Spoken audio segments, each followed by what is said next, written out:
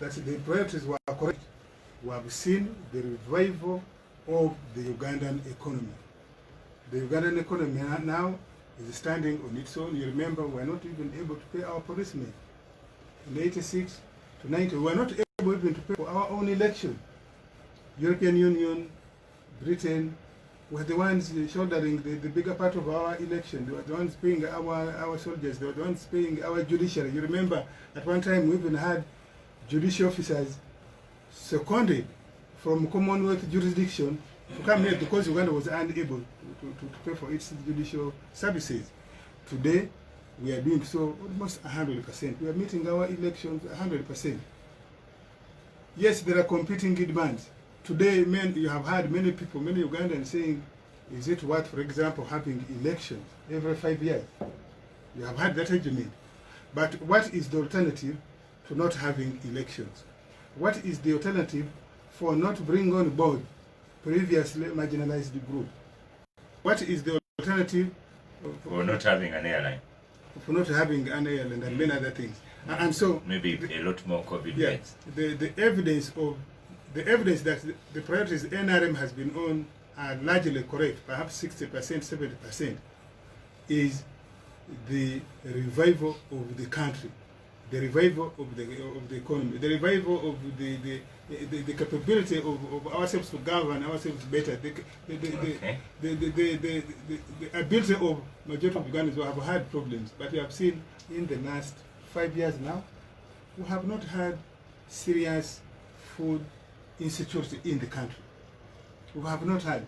Why? Because the government selected things that will bring quick dividends. Okay. Yes. So, let's have some questions come to you. We have Kahunga, a regular listener, says the Airbus as a product is a classic case of meaningful economic integration, assembled in Toulouse with components manufactured across 8 European countries.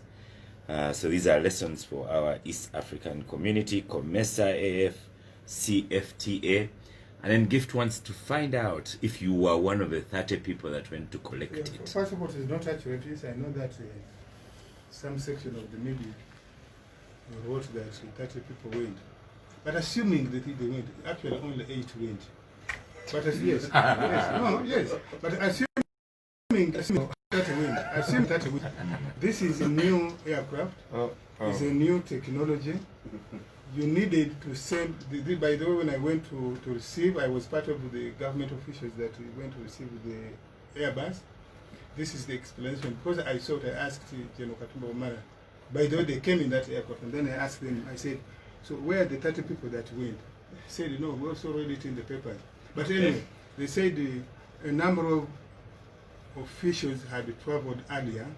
One, the pilots who are going to man this aircraft, they needed to go to be taken through the ABC. 2, the technicians. So that basic maintenance, they're able to. Yes. So for you traveled as a technical person, he didn't travel. He didn't travel. Now, he received. You can hear him as if he misunderstood. That's a misunderstood. He didn't hear you. I didn't hear me well. He did. I did not go. He went to Entebbe to receive it. Ivan Okuda, have a question. But I'm saying. Oh, hold on. Ivan Okuda has a question. The point is, even if they had gone, first of all, they need to go 30. But even if they had gone 30, there is a rationale. Yes, a question. What's the rationale?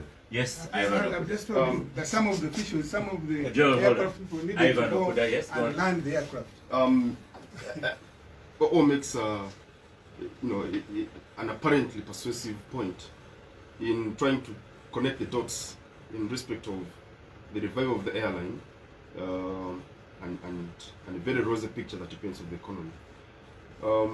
I think that if you're discussing the revival of the airline in the same sentence with the economy in the rosy colors that uses, I think there is a big challenge that we have on the African continent of elite progress. In other words, when we discuss progress, what does that progress mean for the average citizen? That progress essentially means, in many ways, elite progress. The airline benefits mainly those of us that want to have direct flights to Johannesburg or to Tunis or Nairobi and things like that, it doesn't necessarily trickle down to the average Ugandan. And I said that to debunk the attempt to create a rosy picture of the economy. There is a study that was done by USAID and some smart chaps at Macquarie University that looks at what in British speak is called the devil in the detail. Yes, the economy has grown, as was captured rightly. The figures are there. The statistical evidence is difficult to challenge. But if you look at the district level GDP and GDP per capita estimates for Uganda, looking at just as they did 116 districts, this is the detail. The distribution of GDP per capita in Uganda is heavily skewed. Only 14 districts have GDP per capita values above the population-weighted national average. In other words, the top 19 economies in Uganda, in terms of districts, make up 75% of the total GDP of Uganda, leaving the remaining 25% of the national economy coming from 97 districts. Karamoja's collective GDP contribution to the national GDP is less than 1%. GDP is heavily concentrated in central Uganda, Kampala 22%, Wakiso 20%, Mukono 5.3%, accounting for nearly half of Uganda's total GDP. Kampala and South Central region account for the outsized proportion of Uganda's GDP relative to its population. In other words, of the 10 largest district economies, 7 are in central Uganda. And I share the statistics to basically ask the question. When we discuss growth of the economy the way OO is doing, citing the airline as part of that evidence, who exactly is growing when you have 10 districts contributing more than 75% of the country's GDP? It basically means 75% of the country is asleep. Karamoja, an entire region with all the mineral wealth that they have, contributes less than 1% to that GDP figure.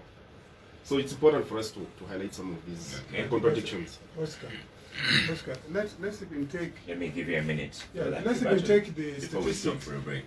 Ivan is citing. Let's go to Karamoja. 20 years ago, Karamoja had no electricity, had no road. Karamoja was not bringing anything into the central government. Today, as we speak, the limestone that is making cement in those 3 cement factories in Tororo is coming from Karamoja. So gradually Karamoja is beginning to make contribution.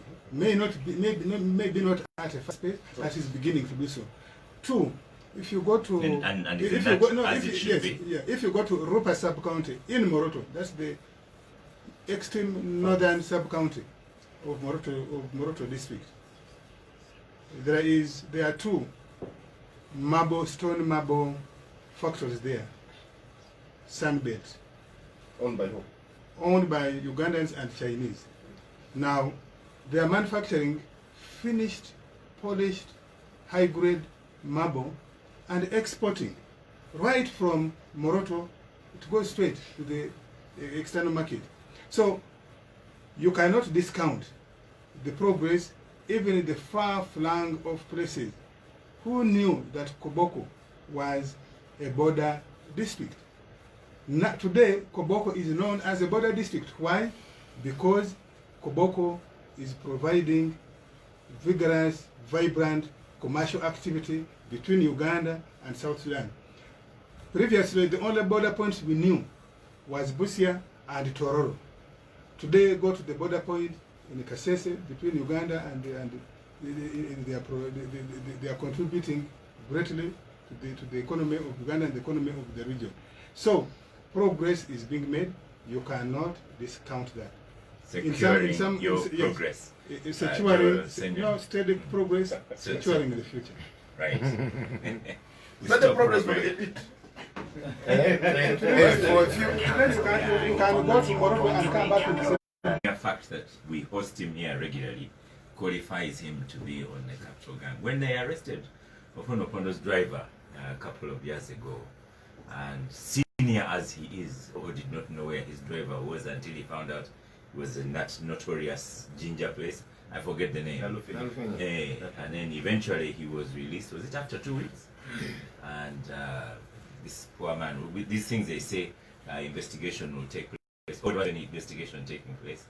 He never got compensated. He never, it was just released and that was it. So, Okay, that's not accurate. What is accurate? My driver was arrested in Nansana. Just lift up your microphone. My driver was arrested in Nansana. At the time, there were unexplained murders of women. He had dropped me and had driven back at about 2 a.m. So the patrol found him. I don't know if he did not explain himself well, but they found him as soon as they entered, and they arrested him. And the other people had been arrested earlier claimed that they were with him. And that's how they were brought to CPS and eventually to Nalufenya. Okay. Eventually that group was actually taken to court in Navuero. The trial didn't go far at some point. I think after investigation they found that there were critical material evidence lacking and the prosecution withdrew the charges. That group included your driver? Yes. Well, I was at the door during the time when O's driver was. I was a guest on the show when O's driver was arrested. And the passion with which he spoke about him then seems to have fizzled since. For O to explain what happened to his driver, and maybe it's me who just doesn't see the level of passion in that situation, without a full understanding, because I would think that at this point, several months later, you'd have a full and clear understanding of what happened, because you have an interest in a particular individual who is your driver, what happened, how it happened, why it happened, where that material evidence should have come from and why it didn't, and begin to question the competence of the process that led to that situation where he was incarcerated for over 2 weeks without access to medication, access to a lawyer, basically with his fundamental rights being violated. That takes us to the circumstances under which Mr. Opio was arrested, and I use the word arrested loosely because by and large it was an abduction from a restaurant. He is having lunch. He is well known. He could come, and then serving charges which all in purposes are questionable. And I think that beyond the fact that he's arrested, and rule of law governs all of us, not the rule by law, but the rule of law governs all of us. And he can be arrested. But the manner in which he was arrested raises questions. The time of arrest also raises more questions. The incommunicado nature of his arrest for, let's say, several hours also raises questions. He is a key figure in responding to the anti-money laundering and terrorism allegations against different society organizations. And I am meant to believe that has something to do with why he did it.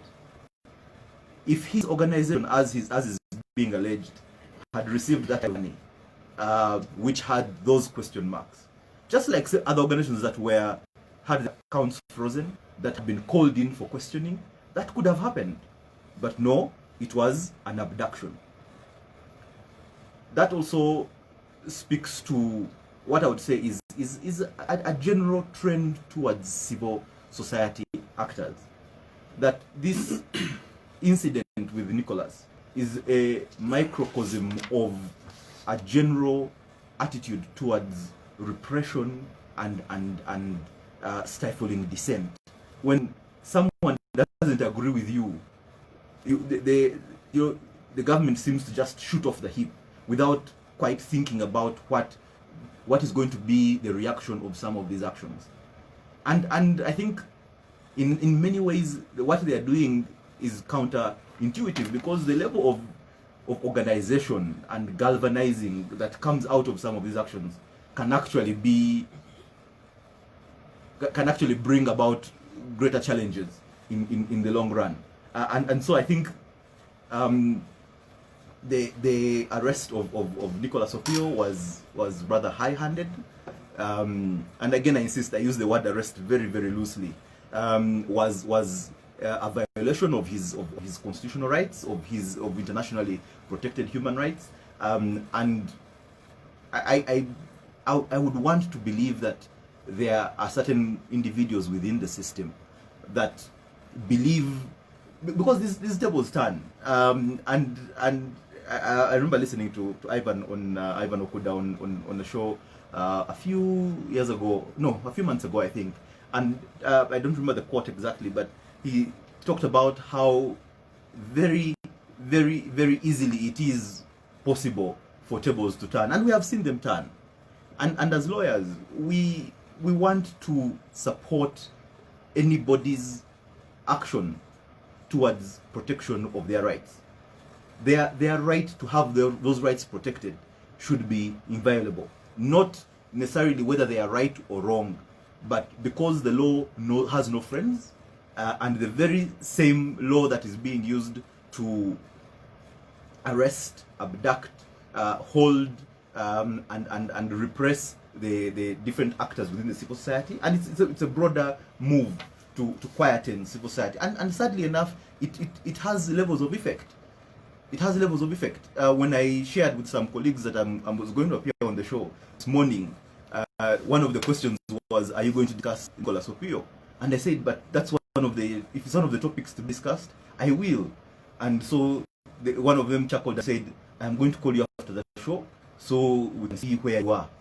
And that kind of I do not think that it can happen, it will happen, but the fact that people in their minds, colleagues within civil society in their minds are thinking like that, then you begin to think that the government is actually getting its way. Let's stop for a quick break, and we'll go to Ivan Okuda, who is a lawyer. He's a lawyer as well. Graduating early next year. Well, that's good. So, but then we also have three people who are journalists: Senyonyi, Ofonofono, and Okuda. Yes. So when Opio was arrested, on the day the Uganda Airlines bus arrived, who has such power? Which commander had the power to kill Uganda's breaking story of an airline arriving? That could not have been, or is really media savvy. He knows that the Airbus is coming. Don't do funny stuff that will take the news away from us. I think those mistakes will always, or miscalculations will always be there. I mean, in 2011, the president was wearing in, and then you had Kizza Besigye returning from Nairobi, and the brutality that Besigye was faced with, and the killing of the people, dominated international and national headlines more than the president swearing in someone. So I think that for me is really false. The last time I checked, there's only one person in Uganda who cannot be arrested, and that person is the president of Uganda, by law. Okay. That means you can arrest the Kabaka, you can arrest the Archbishop of the Church of Uganda, you can arrest the journalist, you can arrest the bishop, you can arrest the sheikh, you can arrest everyone under the sun, except the president for the duration of his tenure in that office. That essentially means none of us is above the law. We're all subjects of the law. That's one point. Second point, I think Malcolm captures the situation well.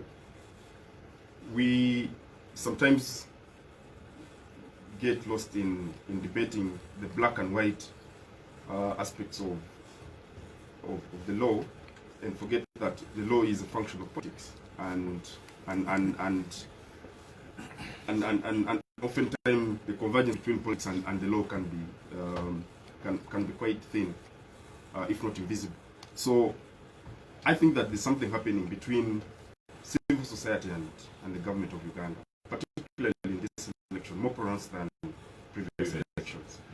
There is mutual suspicion, and there is an atmosphere of mistrust both sides. So much so that we've seen accounts of non-government organizations frozen. Uganda Women's Network being one of them, the Uganda National NGO Forum being another. We've seen yes, organization as well. yes. At the height of the debate on lifting the element of the constitution, as one of those whose bank accounts was actually frozen, because I had been on a fellowship with the Great Lakes Institute for Strategic Studies, where I was receiving a stipend every month. So when the security people went and looked at board books of accounts, everyone who had been on monthly payment schedule had accounts frozen. And when we spoke to our people, a few good contacts in government, they said, no, you don't worry, that's a small inconvenience. Once the constitution is amended, your accounts will be frozen. And so it was. So when I have coffee with my friends in the civil society, I tell them these are occupational hazards. When the election is over, everything will be fine. So and Opio had started talking about investigating, what is it? Investigating riots or yes, naming people. So I think that the cat and mouse games between the state and civil society will continue until after the election and possibly slightly after that. Yeah. And with that, many people become victims. You have now people who cannot get salary because their organizations' accounts were frozen. Too bad for them. But of course, the NRA, in terms of historical context, and its leader, General Yoweri Museveni, is not one to take anything for granted and not want to take chances, because when they were in the bush, they did a lot of things that included working with civic formations, including the church. They had some people within the Catholic Church hierarchy, for example, that worked with them silently. They had people that, including the owner of this radio station where we are, William Pike, who was a journalist, a British journalist that would come in as a tourist and be sneaked to the bush to report on the war and give it an international dimension in the international press. So the NRA, by its DNA, is conscious of the fact that people can work with seemingly innocent professionals and civic formations to achieve a political end. And I think that suspicion is what informs some of the actions. I also want to believe that they possibly have the benefit of intelligence, and that's why they have not come to Rainbow International School to say that you are receiving money from other people, but they've come from to Okuda. Yeah, but they've But come also, to, yeah. Something's been trending, allegedly authored by you, about General Kayihura having visited Nicholas Opio to see if he could influence the lifting of sanctions. So this is trending, and you were saying as long as you have general sanction, people like Nicholas Opio will be in trouble. Yes, I wrote that on my Facebook yesterday on 25. I'm aware of a meeting that happened at my good friend Andrew Mwenda's house in Kolola, and at least he doesn't deny that meeting happened. Though he got to me later in the night and said there were some inaccuracies, which is expected, because journalistically, sources also get things wrong and sometimes there are exaggerations. But at least he doesn't deny the fact that there was that meeting where Kayihura and Opio met, and I know that there is suspicion within the system that Opio works with the Americans, and in many ways people are discomfortable with the fact that, are uncomfortable with the fact that they suspect he is possibly a comprador of their interests, particularly in respect of sanctions. So against government officials, particularly people in the military apparatus. And I think that, in my view, partly explains his troubles. So the law becomes weaponized. This morning I was reading an article by... sorry, I missed that. The law becomes weaponized. So the law becomes weaponized to settle those little political squabbles and scores. I was reading an article by somebody called Gideon Lasko, where he says it is not that the law reigns supreme in our land, but those who can choose when to invoke the law, how to interpret it, and for or against whom. In other words, Dura lex, sed lex. The law is hard, but it is the law. That applies if the powers that be see you as an enemy. So, if you have challenges with civil society, what do you do if you're the NRM government? You look through the different law books and say, well, we have a very good law, the Anti-Money Laundering Act. Grab him on his Grab him on that. Inconvenience him through back and forth of the court system. and then say things like he's well treated, let Yes. the due process happen. And Yeah, which they've done with politicians, the messages and all these people accused of terrorism and all sorts of things, never convicted. So sure as day follows night, Opia won't be convicted. This is one of those things to basically inconvenience you, but also send a warning shot to others that. Like when they arrested OO's driver, it was to inconvenience OO a little bit, and then the case fizzled out. Maybe the facts and circumstances are different, but in my view, this what we're witnessing is weaponization of the law to basically deal with political questions of the day. Okay. Joe, let me go for a break and then come back to you. And I'll ask you, this is a legal case, a political case, a punishment in itself, but we can address that after the break. It's very interesting, Governor. Should every case lead to a conviction? No. Debunk something that OO said. OO said in response to Okuda that you see, government doesn't do anything without a feasibility study. And you're correct, OO. For the first time, I agree with you on something. But the challenge always is when it comes to implementing these things. That yes, there's a feasibility study, but people in government are extremely incompetent. Sometimes they actually know what to do, they just choose not to do it. Look at UPE, for example. There was a feasibility study. But see, UPE is a good concept which they refuse to implement. That's why you see in P7 cannot do P1 work. And that's the problem. So when you see some of us make a lot of noise, we are saying, can you do what needs to be done? So yes, the feasibility studies are there and all these things, you're gathering dust on shelves, but they're not being acted upon. And lastly on that matter, if you want to bolster tourism, because I heard you and I've had many people in government say, you see, the airlines going to help to boost tourism. To an extent, yes, but you see, practically if you want to boost tourism, you invest realistically in it. So for example, tourism earns us about what? 1.53 billion US dollars. It contributes about 10% to our GDP. It contributes about 6.3% of employment opportunities. But you see, the investment there is little. If we can invest a lot more, the figures will be skyrocketing because we're seeing this thing here has a lot of potential. You only start need to quickly run. I mean, send officials, buy an aircraft, and so on. Can you build the roads going to these national parks? I've been to several national parks. People get stuck on the road for an entire day. There's a minister who, a very bad joke. I said, that's part of the rules experience. When Zungu are pushing cars, and I said, look at this man. The fellow has 3 days. They spent one pushing and so on. So, and anyway, that's just to say, can we do what needs to be done? Let's get to the Nicholas Opio question. Even before you get there, there's someone here who's looking for him on Twitter. I'll find him. That says the part of the problem is that on the African continent, many presidents have their own jets, and that can be a challenge. And I have some who will be telling you, that the Sunbelt Company are my clients, and all top management and ownership is Chinese. Please correct and at somewhere please organize a show industrial parks and the leasing process of land that favors foreign and not locals. So yes, on the question of Opio. So you asked whether it's a legal matter or a political matter. It's how they're putting this boy down. It's persecution. I'll tell you. So everybody. Persecution. Oh yes, it is. It's not prosecution. It's persecution.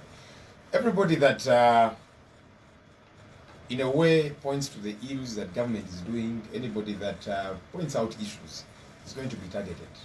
You can rest assured of that. I hope they don't target you, Oscar, one of these days. There are certain people whom you keep thinking, no, this one should never be arrested. He's such a good man and so on. But alas. Joel, I will not come to your rally, so I'm still safe. Nicholas Opio didn't come to my rally. Maybe rally, the mistake. I have challenges. So you will see that journalists, for example, are being targeted. Bravely, there's many journalists, I've visited some of them in hospital, they've been beaten. Why? Because they are covering the brutality of police, and so police will say, no, and the military, you guys won't expose us. So they beat them up and so on. You've seen foreign journalists being deported reported. Why? Because they're exposing these things to the world out there, and now they've told our local journalists here that we're going to have to get accredited for you to cover presidential candidates. And I thought, wow, what kind of joke is this? So they are trying to say, you know what? Everybody that is doing something to expose the regime, the brutality, and so on, we are going to target you. So the day Nicholas Opio was arrested, he was having lunch with one of our staff members and 2 lawyers. So this staff member, somebody that we got recently to help us to begin tracking the human rights violations. You know, whether it be with the campaign trail and all these different things, it's good to document them, have the records in place, then you start, you know, prosecution and so on. And Nicholas is one of those who expressed interest in identifying those that are committing gross human rights violations. You saw with the protests, people were killed, people were maimed, and it's business as usual.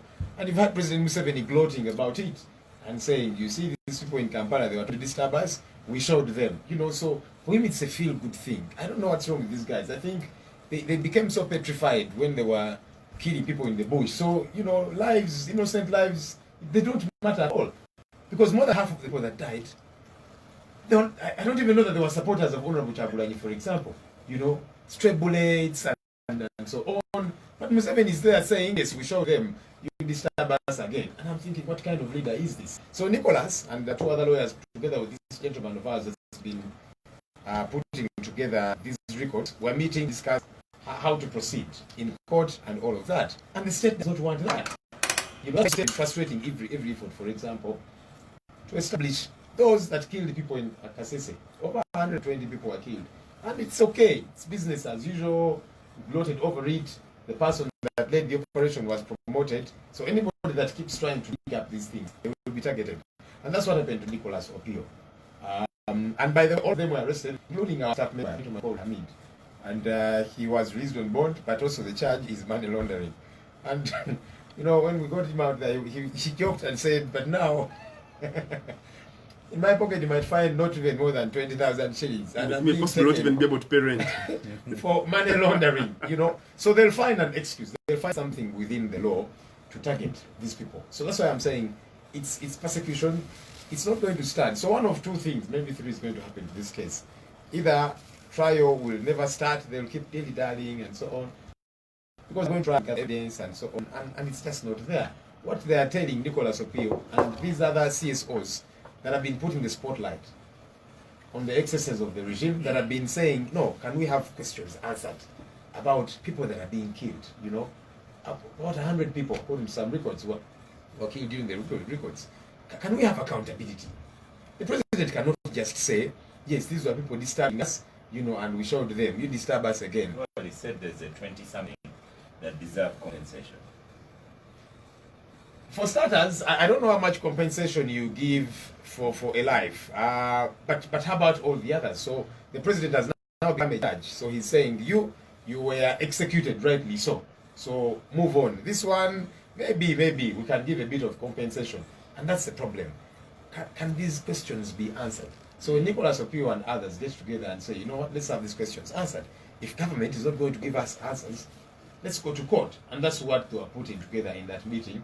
And they decided to take all of them. So it's persecution, and like I was saying, everybody that is putting a spotlight on these things, everybody that is speaking out is going to be targeted. The media is being targeted, CSOs are being targeted, and everybody else that will raise their alarm. I keep telling people to note that Joel Senyonyi is on crutches, so at least when he speaks about persecution, or he knows what he's talking about. There is evidence. I used to... so recently I looked at these guys in uniform, and there's an anger that built up on the inside. And I kept thinking, when did this come through? But it's because you did remember. Anyway, let's not get there. Here, let me give you a quick summary. Senyonyi says persecution. I had my ears. You have, but as a monitor, I am supposed to do this. Joel says persecution. Pamizo says frivolous. Okuda says weaponizing the law, and this is what's happening. These are narratives for escapists. They want to escape from what is. Because what is? Do you have the law on money laundering in specific reference to Mr. Pio? Yes, we do. Did we enact this law for Nicolas Pio? No. Do they have all the evidence about Nicolas Pio? No, they don't, because they have already released none. As far as I know, Nicolas Pio is being accused, alleged, contrary to the financial anti-money laundering law, that he received $340,000, which is a little above 1 billion. I don't know what he had sold Or his organization. to receive. And he's received such Yeah, money. yes, His well, organization well, received. His no, organization actually. Yeah. yes, but the law says when you, first of all, there are sources you cannot receive the money from. I don't know if you are privy to his sources, but that is what the charge is. I don't know how many of you will receive that money anyway. In the US, for example, Send to me, or I No. keep saying me, I'm ready to in the receive. US, for example, early this year or late last year, there are two congressmen. One, I think, from California, another one from one district in New York. One was charged for receiving campaign funding of 200,000 only in the US, and going on a spree to buy things for enjoyment. He was convicted, he was jailed, he resigned from his Congress. Both of them actually resigned. It is President Trump, because they were Republicans, it is President Trump who just gave them pardon. So the laws exist. I think the most important thing we should be asking the police and eventually prosecution produce the evidence, credible, prosecute. It is not the work of the prosecution to say all evidence they will bring will meet the satisfaction of court. But they endeavor to do so. So let us wait for Nicolas Pio. The other second thing I know is that Nicolas Pio's NGO had not produced accountability for all the monies he has been receiving in the last 5 years. This is a matter of fact from the NGO board and the Financial Intelligence Authority. So, was it willful negligence? That says nothing about that. Completely, by No, the way. there's something about conspiracy, by the way, in that charge sheet. So, was this willful negligence? Is there something that he was trying to hide by not making accountability, producing audited accounts for the last 5 years? The third area is that who is the source of this money? And that's where added issues of conspiracy. We all know that most of the NGOs in Uganda, most of them, or virtually all of them, don't raise their money from their membership, local membership in Uganda. They rely mostly, heavily on foreign donations. I want to ask you, in those countries we admire, if you can send money to anybody in America to influence events in America, and Americans don't ask you, or don't even ask the recipient, the consequences are dire. Why would you want in your country people to receive money from foreign agents, from foreign groups, especially during your election, and you don't want full accountability? You can choose to have that line to be a quizzling or foreign interest, that's okay. But remember, in Uganda we have laws, there's the state, but there are also patriots who fight you if you want to be a traitor. Remember that one, you must have it in your mind. I'm glad that Okuda said nobody cannot be arrested. And Malcolm, break a law in this studio and you see whether the police will not come into the studio and pick you. Now, you are faulting the man over arrest. The man over arrest in Uganda are defined by the law. A police officer or a group of police officers can on their own, when they suspect you to have committed an offense or are about to, they can arrest you. That's the law. Yes, summoning you so that you report by yourself is one way. But physically arresting you and handcuffing you in public is another. There's no law in Uganda which says that when you're having your lunch, when you're at a restaurant, when you're at a hospital bed, you can't be arrested. The only place where you cannot be arrested, perhaps, is in the court of law. Maybe. That's the only. You're But, already Parliament, maybe. You've already been arrested. but even inside the parliament, you cannot, for example, stab someone in parliament and you say you say that you have immunity in the precincts of parliament. In parliament, you cannot only be arrested for the things you say in parliament as a member of parliament, or if you're a staff of parliament. So this idea that there are people, because they are of high profile, they can't be arrested in public. You remember 5-6 years ago, 2 former ministers, my senior colleagues, General Mukwezi, Dr. Mukura, Mukula is a doctor. was a doctor, yes, were arrested in a similar. These honorary things they give people. In a similar manner. You remember a former vice president. We have had government officials. Jerome Moses Hari was arrested while he was a minister. Okumuregan was. You know? So, That's one as well. Okumuregan, what happened to him? I don't remember about Okumuregan. I know that he tried to, at some No, point. not Okumuregan. The former Atubo. Atubo was arrested in the north during the time of Operation North against. He was flogged. Against the NRA and so. But anyway, the point I'm making is, we have had senior government officials being arrested. Only during this COVID, we had the permanent secretary, office of the prime minister, arrested from her office. I have not heard Senyonyi saying that it is a witch hunt. So it is So okay. you could have said it's It been is but- okay. but- It is okay. Let me ask It is Popo okay. a specific It is question, it is because it's it is going around it is with all these if your examples. allies or people who support you are arrested for specific offences that the police has said it has been produced in the court.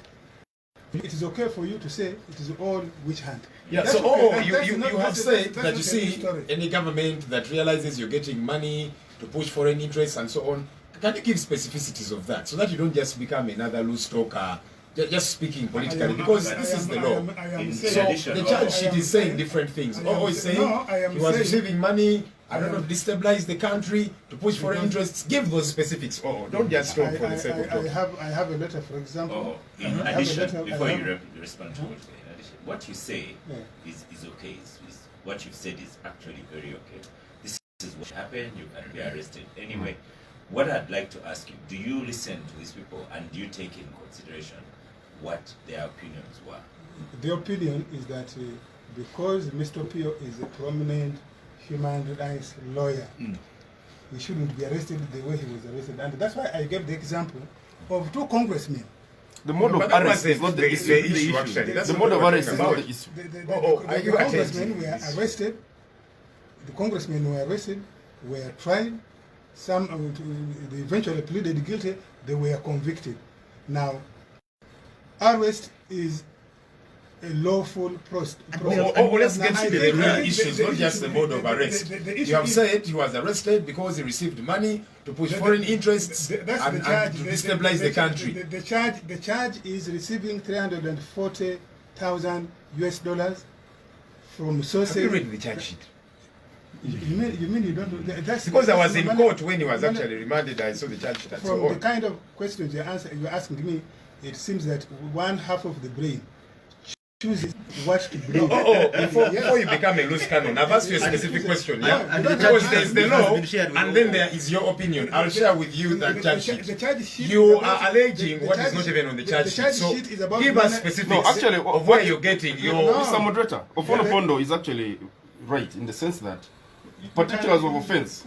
Opio Nicholas on the 8th day of October 2020 at Absa Bank, Garden City branch in Kampala district acquired US dollars 340,300, which is through Absa Bank account, blah blah blah, in the names of Chapter 4 Uganda, knowing at the time of receipt that the said funds were proceeds crime.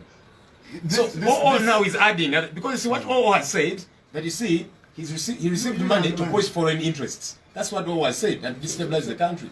So I'm asking you for the specifics, because your allegations are different. I'm telling you. So, why was he receiving $340,000, knowing at the time of his receiving? He's being accused. No, for you, Exactly. because you see, the charge sheet is talking about for crime. I am saying, You I'm OO saying- have specifically I'm- said the crime was to push foreign interests and to destabilize the country. Give those examples. Why He you was give about them to us from- about a letter that he is in receipt Tell us of. about the letter. Because now you're adding your own things, and you might have information. Give it to us. You man, listen. I'm listening. So give us You the may- specifics. Oh, come back to the microphone. Yes, because Chapter and or Pure in particular are pushing your interest. Because who doesn't know that you receive money from foreigners?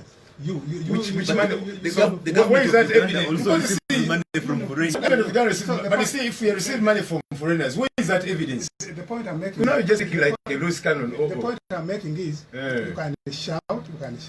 I am saying No, I'm asking for there specifics. are elements in this country who see support money. Now you're taking us to elements. training with the view that this money can help you, one, destabilize the country. Now, you may think that the government is asleep. Destabilize is a very broad word. No, Destabilize, destabilize- what do you mean by You have failed to destabilize? answer my question. The way, Gentlemen, Or remove. Malcolm, gentlemen. Yes. some of you, maybe not specifically you, I'm talking in plural. Thank you. No, we're talking about are Nicholas agents- Opio. Opio is an agent of foreign interest. Otherwise, why is he receiving money from sources? His organization has always received money like other and CSOs. I am now telling you that he has been receiving money for the last 5 years and has never. So where has submitted- government and- been all this and while has for the never 5 submitted- years? So are you saying because the government has not taken action, it should not take No, I'm action? only Now, saying, I am you're asking politicking you- about this. I am Hand asking is up. you. I am Hand asking is you. up. Don't go into shouting match.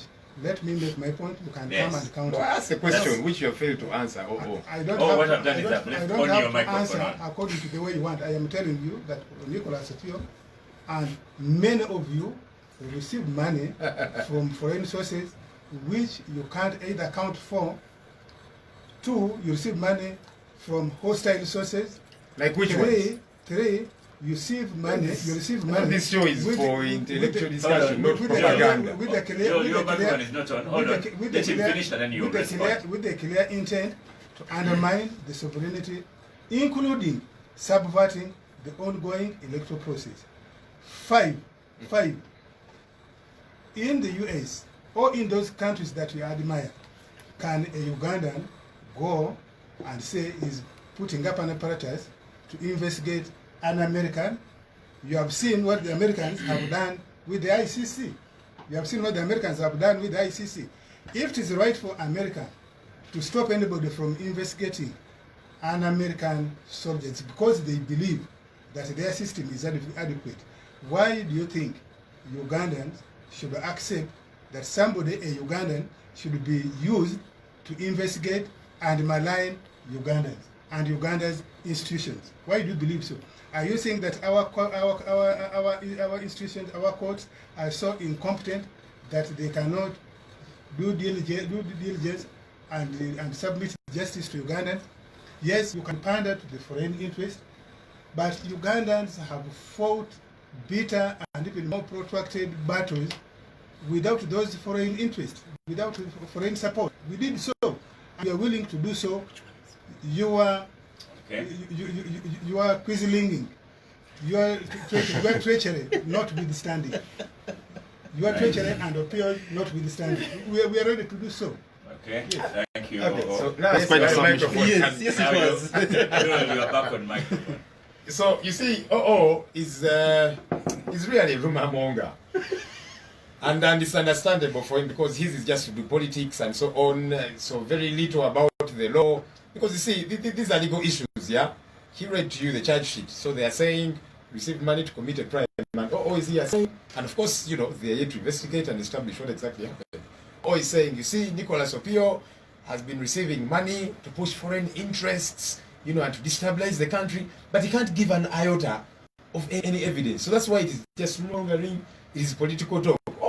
When you show like this one, you know, give some specifics, because the lecturers are listening to us, so you cannot just go and talk like a loose cannon. I You see, don't this know. I don't one have to is read pushing it. foreign I don't- investor, foreign Oh, interest. you're my friend. Which ones are those? You know, Joe, what O is telling you that you and your party especially receive money from foreigners to disrupt this election and commit treachery, those are his words, and realize that you are quislings that can be crushed anytime. Basically, that's what he's telling you, in an angry tone as well. yeah, because so here's the thing: the OOs and people in government keep pushing this narrative. NUP, you receive money from foreigners and so on. I'll tell you, the people that give us money are Ugandans here in the diaspora. Every weekend, Ugandans in the diaspora hold fundraising meetings, and I'm going to attend some of them tonight on Zoom. They send us money to help our presidential candidate and the team to win and so on. It is Ugandans. But John, you see, even if you receive money from foreigners, that in and of course it will not itself be a problem. is But not I'm necessarily only criminal. stating a fact. Of course, Yeah. it is not. They shouldn't Government make of you Uganda. believe getting money from a foreigner is an entirely criminal thing. I'm It only only becomes giving- criminal I'm only giving the if facts. there's evidence that there's crime involved. There you so are. don't be shy about that. Of course, I'm only stating the facts. I actually wish we had money from some of these foreigners that O is That's- talking that's about. why not everybody So is I'll tell you, legalistic. Oscar, You're not your all microphone. our flag bearers Your microphone is did on. not get nominated. Why? Because we're short of funds. You know, Ugandans in the diaspora kept sending every weekend, but the money was little. So if we had the money that the OOs are talking about, which would not even be a crime, assuming we're getting that money. Yeah. But you see, when the OOs, the rumor mongers, you know, the OOs and all these fellows, if they actually had any of the evidence, they would avail it. If it were actually true, if they had an iota of evidence, because I'm sure they would want to land on that, you know, that NUP or whatever they're getting money from this government and so on, they would be very quick to expose us. But they don't have it, that's why they can't put it out there. They just keep talking like loose cannons, propaganda, rumor mongering. Because you see, if they did have that evidence, oh my goodness, it would be everywhere on social media. But they don't have it. So they just use it as a gimmick, you know, because they have that mastered the art of just speaking for, as our ghetto people like to say. And that's why as I kept asking, the specifics of those things, they're not there. So they just keep talking about it, using it, you know, these ones. And they use it as an excuse to clamp down heavily on us, to arrest us, to beat us up, and so on. No, these ones are pushing a foreign interest. Your government is the biggest recipient of foreign money. Whose interests are you pushing? Who do you speak for? Government of Uganda or government of the US? Which funds your government every year? European governments, which fund your government every year? So whose interests are you pushing? So- You tell us. Joe, also, it's a good point to squeeze in a political question to you. This week I read Zimbabwe candidates for NUP all stood down for NRM. Is that correct?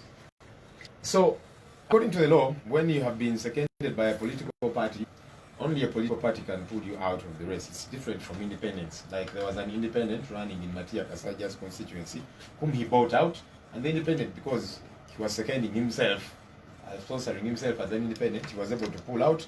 Matia Kasaja gave him a job, and so he ran unopposed. I saw Matia Kasaja on TV yesterday saying, you see, I had a discussion with him so that I can focus on government work of Minister of Finance, then he leaves me in the race alone and I run unopposed. So he was clearly putting out what is obvious, the writing on the wall.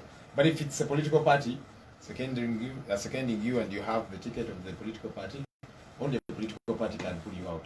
You cannot pull yourself So you're out saying of the we race. still have candidates in Zimbabwe? All of them are still in the race. That's it. So it's not surprising that government will try, the state will try to reach out to State people. or NRM? Of course, NRM and state are one and the same. They're like means that they do everything possible to try and pull people out. We believe we've been told that these people target. These are our candidates. You know that no young man, young lady, or whatever the case might be. Let's get 100 million shillings, pull out of this thing. It's not surprising. But you see, the most critical thing. Have you been that, approached, Joel? I mean, they did numerous times, but I told them surely You don't I am a need lot 100 more value about than this little man you're trying Thank to you. throw at us, you know. They should have raised the bill. We want a better country, you know. But most importantly, as I finish this point, Yes, Oscar, to go to Ivan. I was going to say that you see, when the OOs try and buy out our people, the critical issues don't go away. That even if you got Senyonyi Joel today and you gave me a billion shillings, it's over. For starters, in cross alone, that's one. But two, and most importantly, the issues that Senyonyi has been talking about have remained. So these guys are not dealing with the critical issues. If they were putting more medicine in hospitals, you'd say, okay, that's a good thing. You know, if they were doing everything possible to see that they put up schools, our children are studying under trees, let the structure be there, let teachers be paid better, you know. If they were working on all these roads that are in very pathetic shape, if they were dealing with the critical issues, you would say, okay. But no, they don't have any issues to deal with. Their target is reach out to Senyonyi, who is talking about these issues, give him $1 million. But you see, giving Joel Senyonyi $1 billion does not take away the real critical issues. Ivan. Thank you. I like it when I listen to friends from the NRM very passionately speak about foreign funding and Joel Senyonyi is getting money from all the sources. Only this week, the NRM Secretary General, the Honorable Justin Kasole Mumba, did send out a letter to all the aspirants. And the party would be contributing huge sums of money. 40 million shillings to each candidate. Which could come to almost more than 40 billion.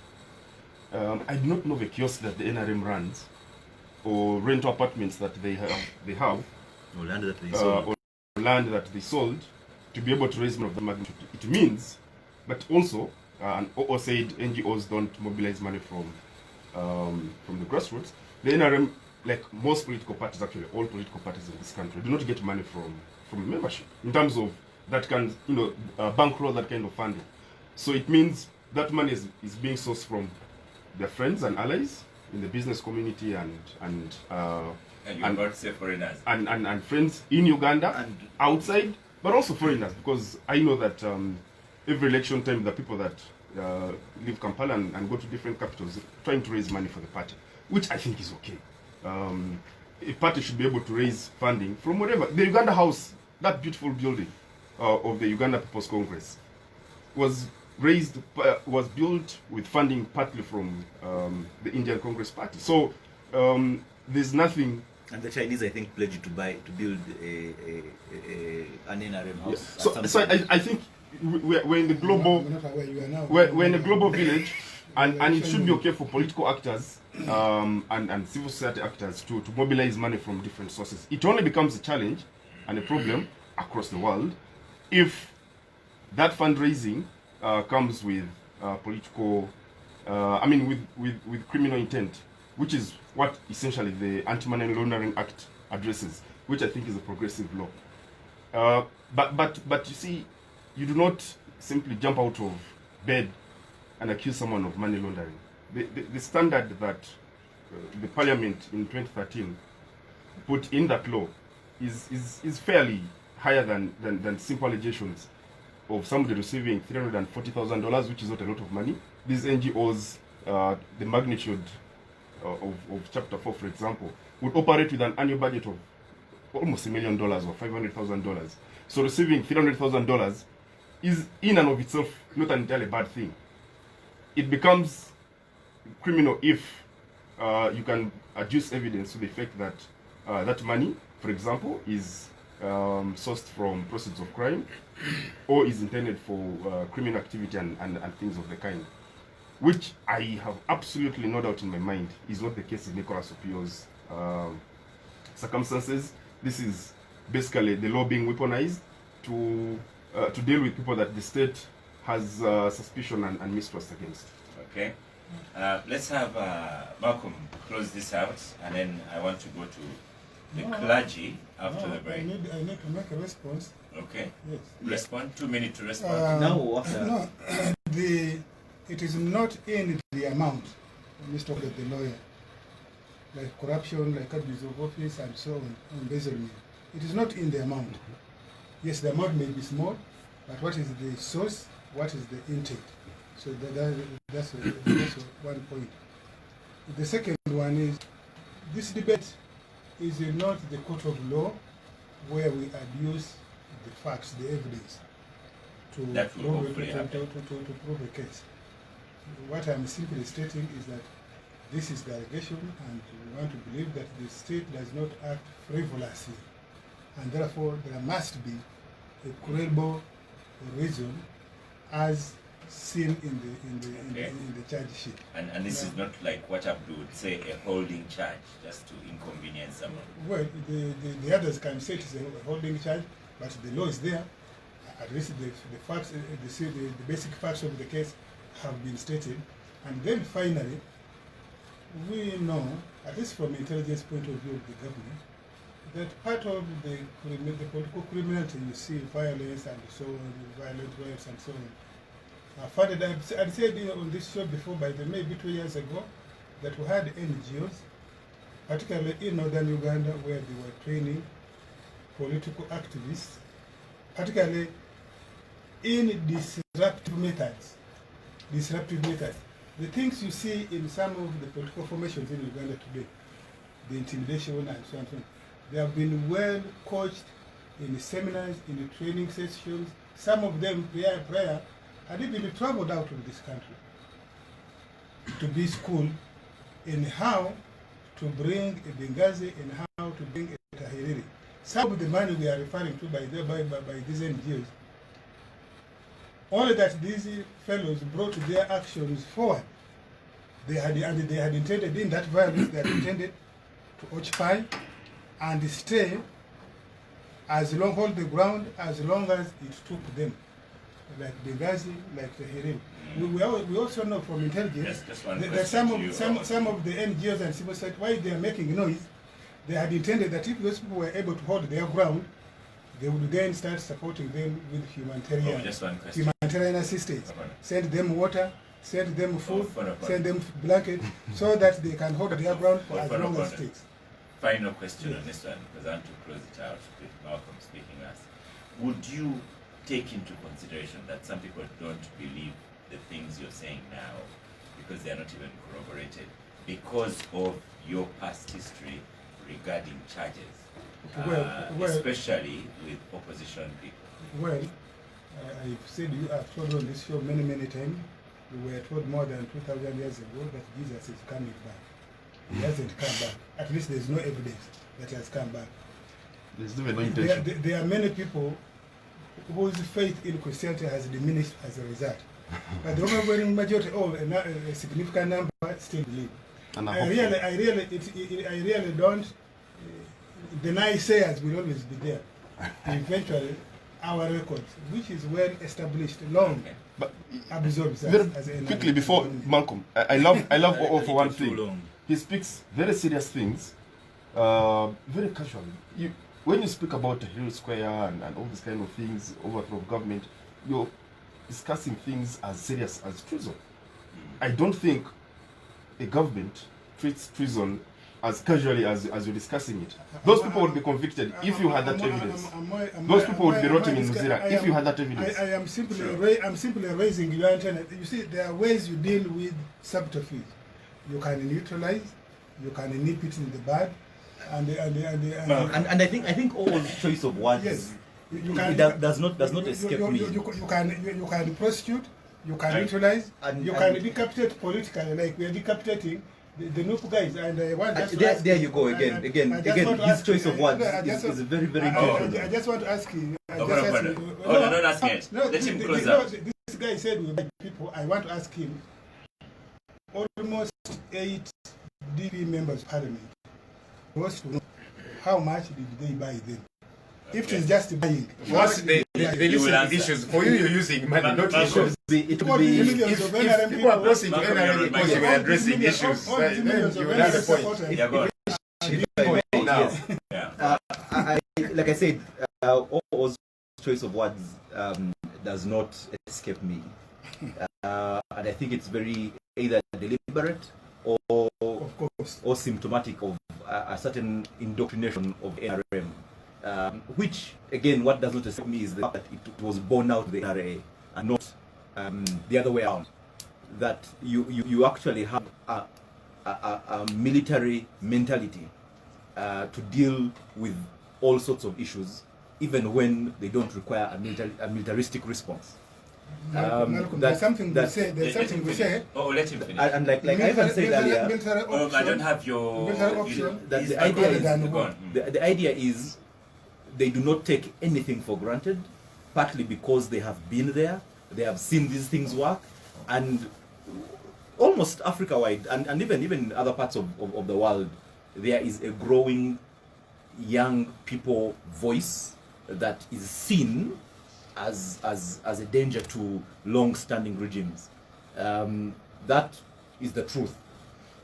We've seen young activists in different parts of Africa.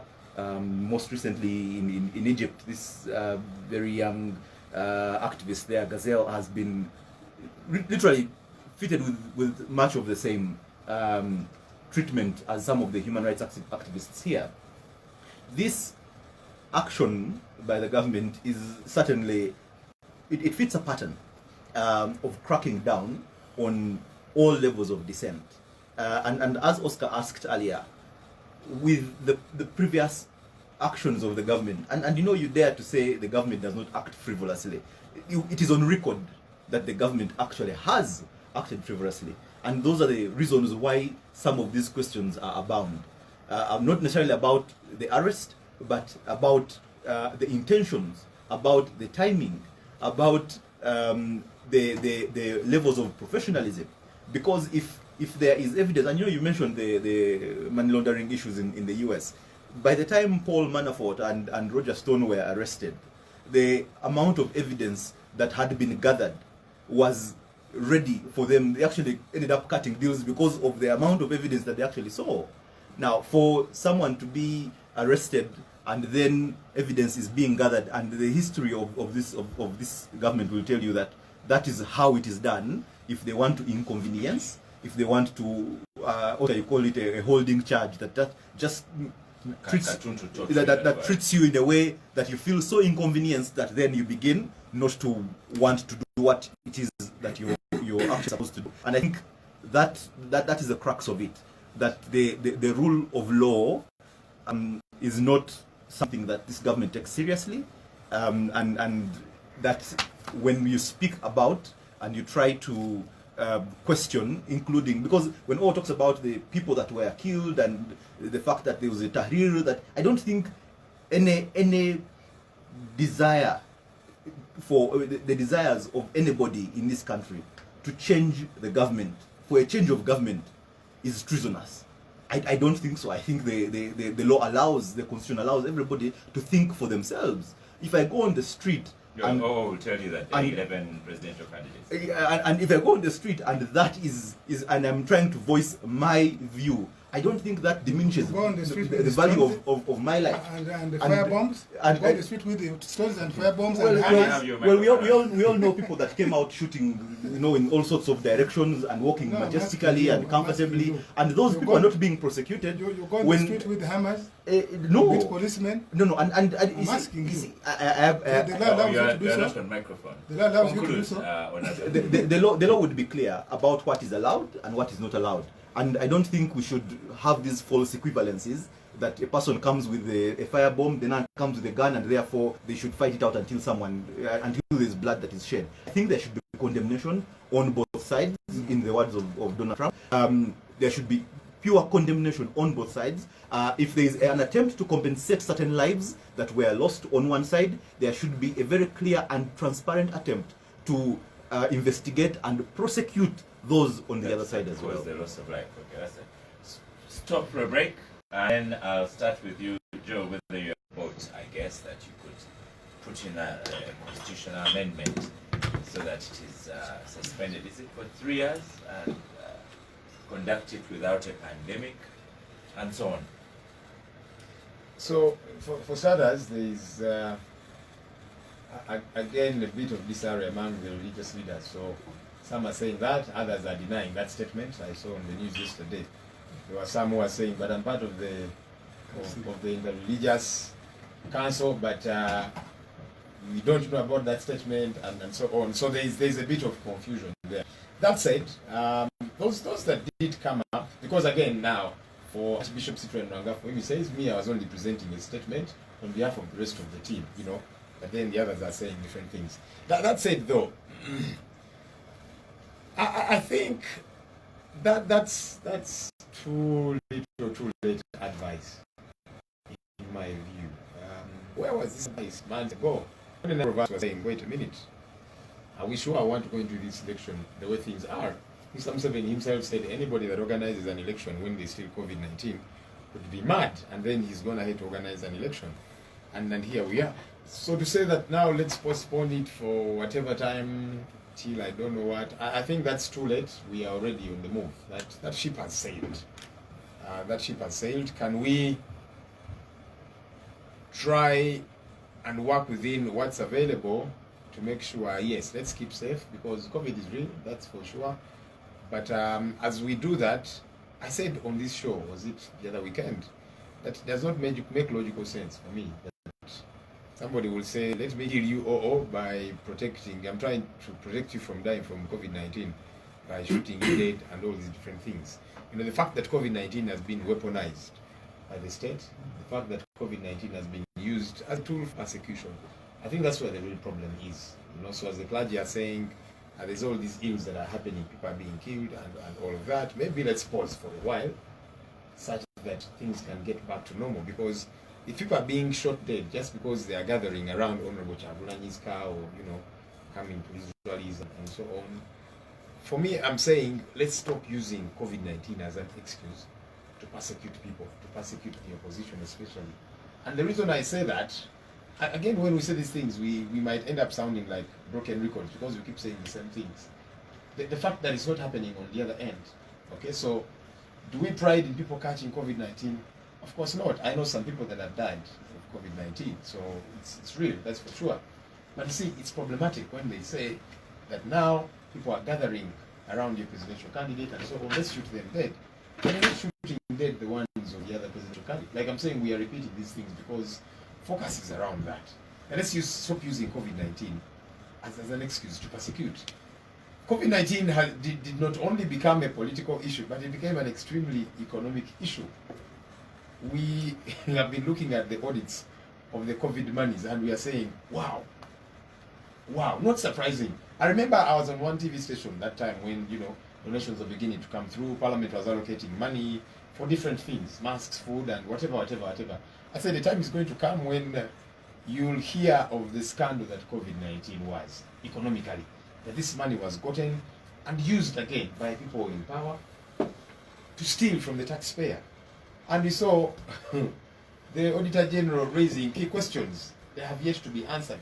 So that's the challenge, Oscar, that COVID-19 has been used as a weapon, has been used as an excuse to steal taxpayers' money, to persecute and target the population, to target the opposition especially. That's where the real problem is. You know, that our worry seems to be COVID-19. You know, our worry is, wait a minute, shall we leave? You know, shall we be secure? Shall we not be shot dead? You know, is our money safe? Because as Ugandans kept asking, but wait a minute, one, the donations coming in, but more importantly, because the bigger monies were those that were being allocated by Parliament. And people are saying, wait a minute, what is this money doing? And now, the Auditor General is saying, no, there's too many questions, too few answers. That's the real issue. Okay, let's stop for a final break. You know, Malcolm, when you have OO in yellow facing Joe in red, sometimes I forget what question I asked them. So let me stop for a break and then I'll ask you that question if I remember it, Malcolm. Right. And our friend says Oscar is a small group in Uganda who think that all money which comes to Uganda belongs to them. Just like how traditional family Jones used to think that all cows belong to them. That one is true. All the cows belong to us, the Karamojong. I can confirm. So there you go, Mzamil, he confirms. JJ Asimwe, formerly of the NRM, says, oh, the government of Uganda has debts from all countries of the world except South Sudan. What's wrong with saying and this NUP borrowing from foreigners? Then I thought what was saying they're giving us. I see what saying that we're borrowing. Medei in Harissa, I wish you, the gangsters, a happy and fruitful new year. And Oscar having an Airbus is a good thing, but the rooted corruption in the NRM government is the biggest challenge eating Uganda. So, Malcolm, the question comes to you. The clergy have spoken. Is it possible to suspend the election another 3 months? Or, as Joe says, that plane has already left, using plane analogy? Well, I think this statement from the clergy is making news, maybe because it came out around the Christmas time, when a lot of the focus of the news is around the clergy, because the calls for the postponement of the election have gone on since COVID actually was recognized in Uganda and been rubbed. I wouldn't be surprised, because it's happened in the past, if this is an attempt by certain invisible hands to make this a topic of discussion, and maybe then use that opportunity to carry out a postponement. What I found very interesting as well in that statement was a request for the members of parliament to amend the law to have the president stay on instead of have the speaker take over. So that did not escape me either. But I think it's emblematic of a broader issues, and I think Joel put them right in terms of how the response to what the response to the COVID situation in terms of the elections has been. Without COVID, would there still be the levels of election violence that are there? I have very little doubt in my mind that violence would still be there, meted out for one reason or the other. Maybe red shirts, maybe blue shirts, maybe the sun has come out, or it has rained today. There would not be a reason, based on the past trends. I don't think we'd fail to find a reason to have similar levels of political violence. And so I think that ship sailed the day during those 2 days of nominations, and therefore we are going to have an election on the 14th of January. What kind of election is what remains in question. I did appreciate the level of the way in which the other members of the other presidential candidates galvanized around the arrest of Power and Mr. Chagulanyi, and then even threatened to withdraw from the race and really reduce the levels of legitimacy of this election that we are going to have. Maybe there could be something like that happens. I remember one of the candidates being asked whether they think they can actually be president of this country with all that is going on, and they said, well, I'm in the race because anything can happen to all these other people, and then I end up becoming the only candidate and therefore president. So there's hope after all. I hope you're not going to say Katumba. I did not. I saw you heading in that direction. There's hope after all, and we must keep it alive, because you know, in as much as we sit in this studio and debate these issues, the lived experiences of the things that we talk about here, besides Joel, who has to work on clutches, people down there in the different parts of this country, and I think it's important that they remain hopeful that something good is going to come out of this process, even with all the challenges that it's having. Has the government taken COVID as seriously as it should? When you have cases rising and then increase the number of gatherers from 70 to 200, I am not so sure. I have had the permanent secretary for the Ministry of Health question some of those moves by the government, even when some of them actually came from the government officials themselves. So I think it's a broader question of how the government responds to COVID, and not just about the religious leaders who think this is the time to postpone that election. Ivan. Oscar, an election is an exciting thing that happens only once in 5 years. If you're talking about a general election, discounting by-elections. And it's an opportunity for many people to A, make money, B, gain political office, C, also be relevant. And I think that the good old religious leaders did not want to be left out of the party. It's an opportunity for them to be relevant, but I think that the dynamics in Uganda are certainly different from countries like Congo, where the church wields a lot of power and influence in the politics of the day. What the religious leaders are proposing is a view that they're entitled to, when we are building a participatory democracy, and therefore the views of everyone are welcome. But those views have to be subjected to scrutiny.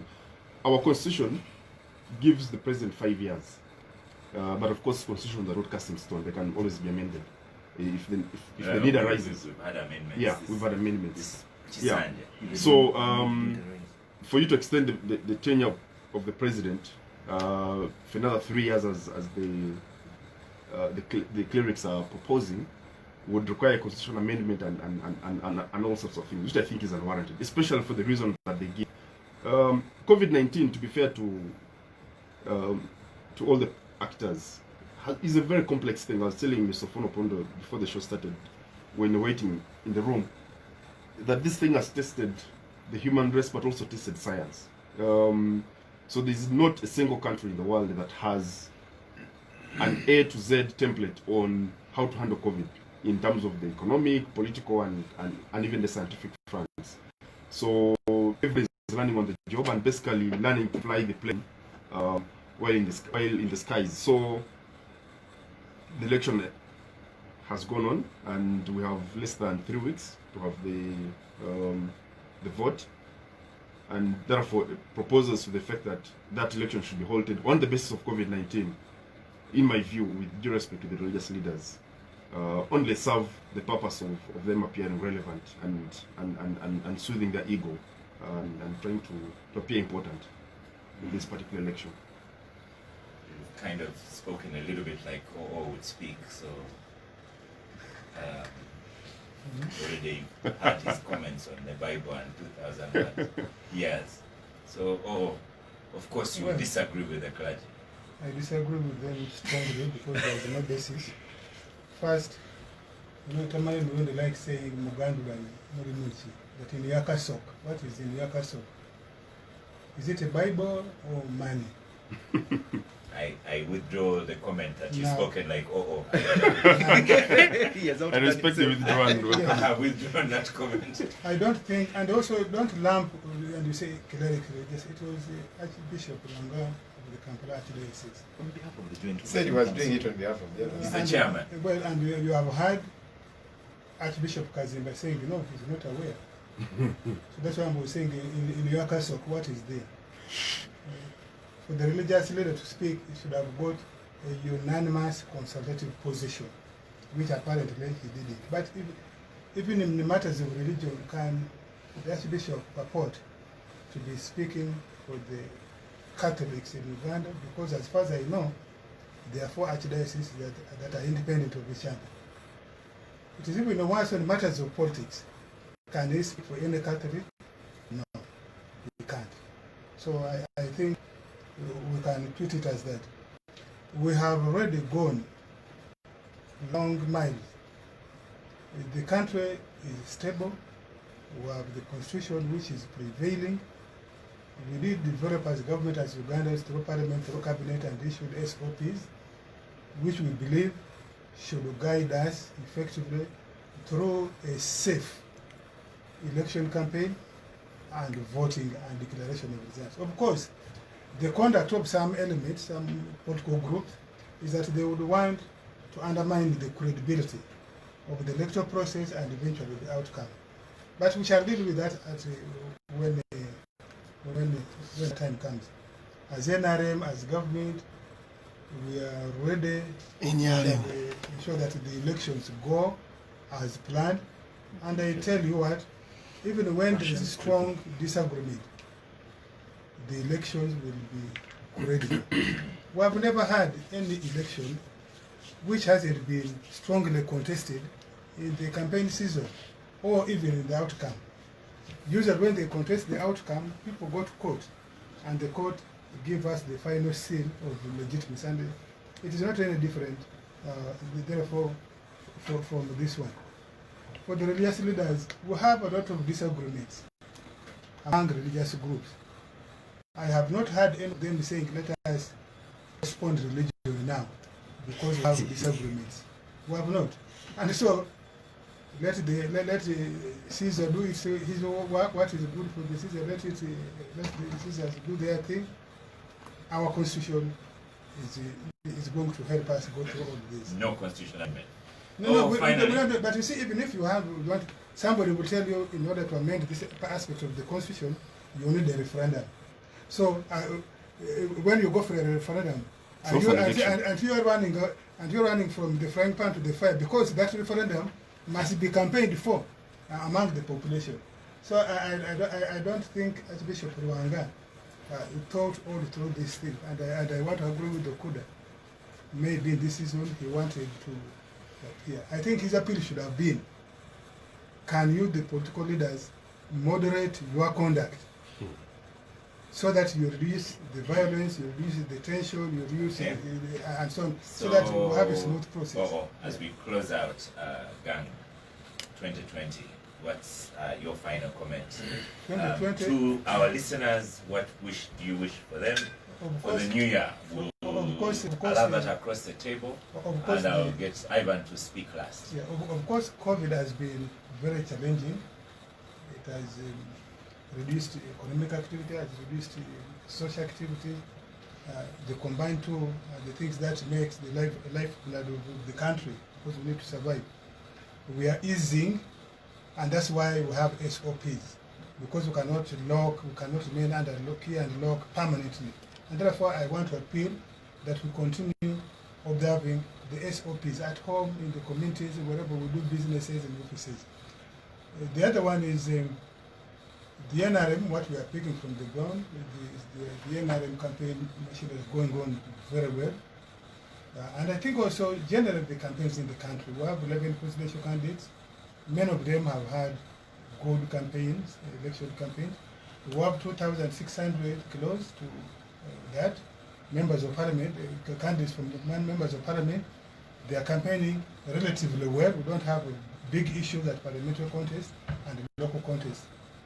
The NRM is certainly going to win this election. Nevertheless, I still appeal, ask Ugandans to trust the NRM that is tested, NRM leadership that is tested, and turn up at all our meetings, go knock on doors of other people who are still skeptical, and on 14th, give us another stamp of approval. And I believe they will do so. Joe, I know what's your wish for our listeners for the new year? This year has been one of those bittersweet years. It's been tough in many respects. We have seen people lose their lives, lose their loved ones. Post-COVID came, though its attendant effects, like I was saying, it was politicized, economicized. Of course, there's no such a word. But it's been a year full of challenges, really. It's been tough, you know. We are hoping that next year will be a lot better. Of course, our call to people out there is to come out and vote massively on Jan 14th. You know, people turn out in masses. Many times the people that steer clear of the voting, they think, this thing here, my vote won't count. You know, like always saying, we are certainly going to win. Of course, he shoots himself in the foot by again begging, please come out and vote for us. But those who stay away, it's because they think, no, this thing is a done deal. But our call to people is, please turn out and vote massively. Your vote does matter in every sense. And after voting, let's protect our vote. You know, it is very possible. There's people that do not think it is actually possible to beat Museveni in an election. You know, and some will tell you he's been beaten before in an election. It's just that the winner was not announced winner. But we can do this. Ours is a peaceful one. You know, we don't want to be like these gun-wielding men. All they know is they're like a carpenter. Everything is a hammer. So they are everything done. You know, shot their way to power, killed their way to power. They have to keep to remain in power. That's what is happening. Ours is a peaceful one. And then I call on the people out there. Let's be peaceful. Let's not be violent. Don't fight anybody. Don't beat anybody. But let's keep agitating and pushing for change. It is possible. It's going to happen. Okay. And one of our guests this evening, Malcolm Hamizo, an advocate. What's your wish for our listeners for 2021? Well, thank you, Oscar. I could wish for less revisionist history from OO and his colleagues.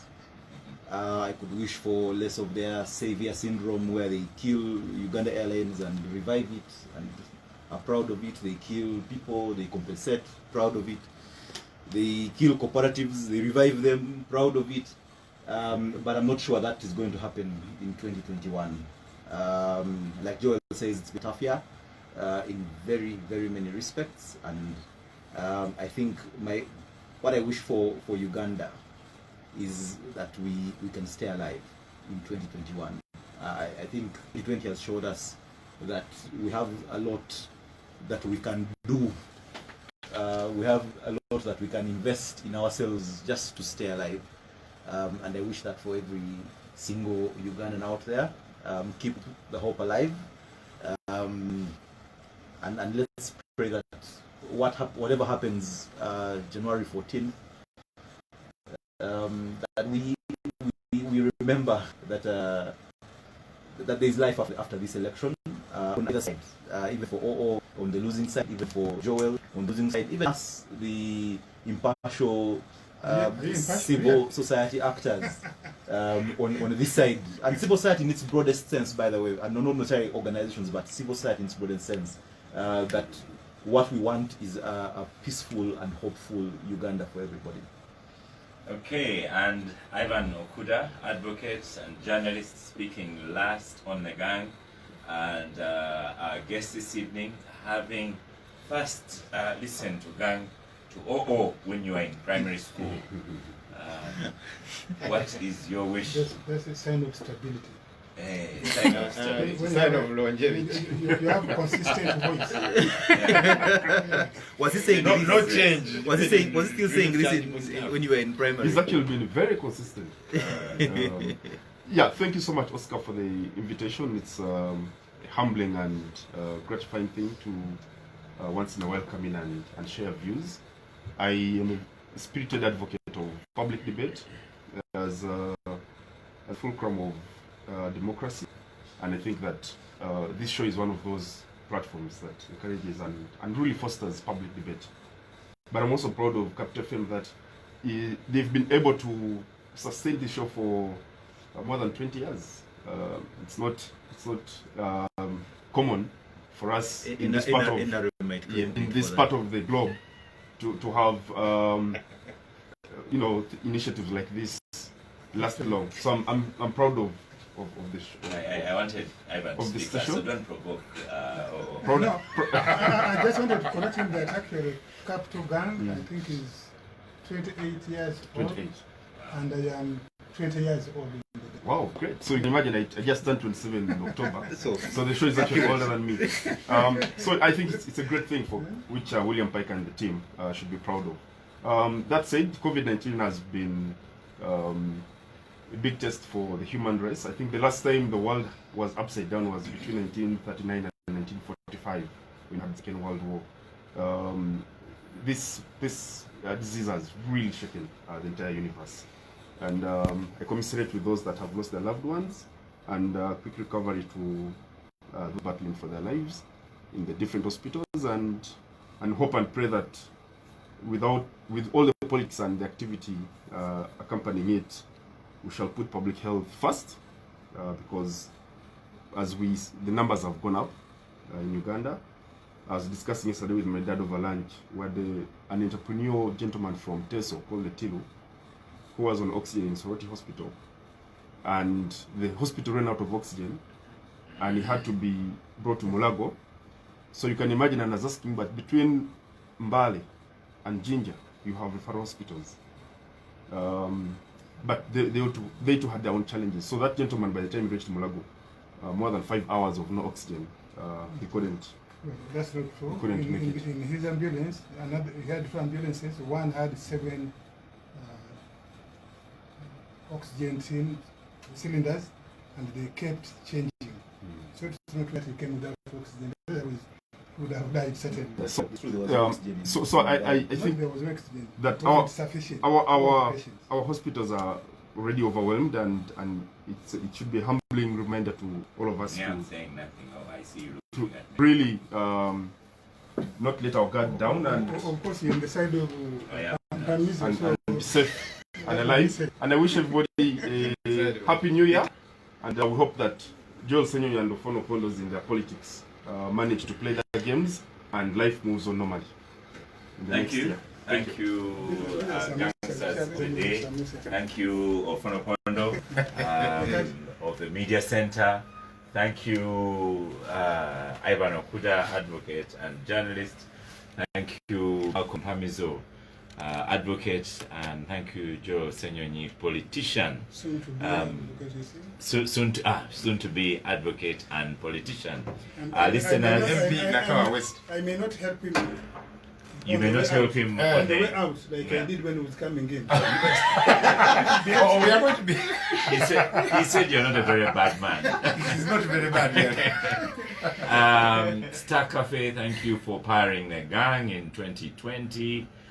Thank you, the producers. Today's producer has been Anne on Facebook. We were able to stream live. Patricia is away today, and Kevin. And I am Oscar Semoyamsoke, wishing you a happy new year, and I'll see you next year.